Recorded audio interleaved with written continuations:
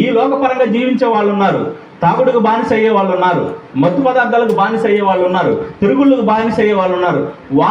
వాళ్ళ పరిస్థితిని బట్టి ఈ లోకపరంగా జీవించే వాళ్ళు ఉన్నారు. నీవు ఎప్పుడైనా వాళ్ళ దగ్గరికి వెళ్ళి ఒక మాట దేవుని గురించి చెప్పి, నిజమైన దేవుడు ఎవరో చెప్పి, ఎప్పుడైనా దేవుని సన్నిధిలోకి నువ్వు తీసుకొచ్చావా? బాప్తిసం తీసుకున్న కాడ నుంచి ఇప్పుడు మటుకు, బాప్తిసం తీసుకున్న కాడ నుంచి ఇప్పటి వరకు ఎవరికైనా దేవుని గురించి ఒక మాట చెప్పేవా? అబ్రహాం చూశాడా? యుద్ధానికి వెళ్ళడం అంటే మామూలు విషయం కాదు. యుద్ధానికి వెళ్ళినప్పుడు వెళ్ళిన వాళ్ళు చనిపోవచ్చు, ఈయన చనిపోవచ్చు, అక్కడ నష్టం జరగవచ్చు, ఇంకేదైనా జరగవచ్చు. ఏది జరిగినా, ఎన్ని జరిగినా ప్రాణానికైనా తెగించి ఆ ఆత్మను కాపాడడం కోసం అబ్రహాం అక్కడికి వెళ్ళాడు. అలాంటి జీవితాన్ని మనం కూడా కలిగి ఉండాలి. దేవుడు ఏం చెప్తున్నాడు?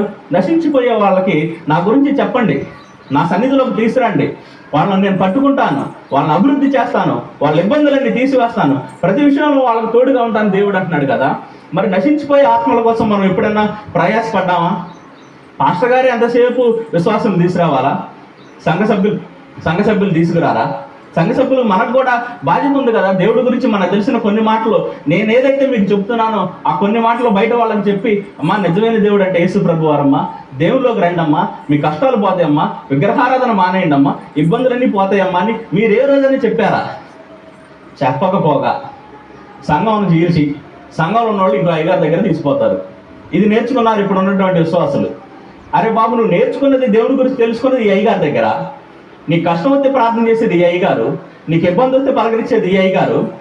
ఈ అయ్యగారిని వదిలిపెట్టి ఈ సంఘాన్ని రెండుగా చీల్చి ఈ సంఘస్థను తీసిపోయి ఇంకో సంఘంలో కలుపుతారు. ఏది? ఆ గడ్డుమ మీదకి కుక్కెక్కి మేసే ఆవును జడగొట్టినట్టుగా వీళ్ళు మేసేదాన్ని జడగొడతారన్నమాట.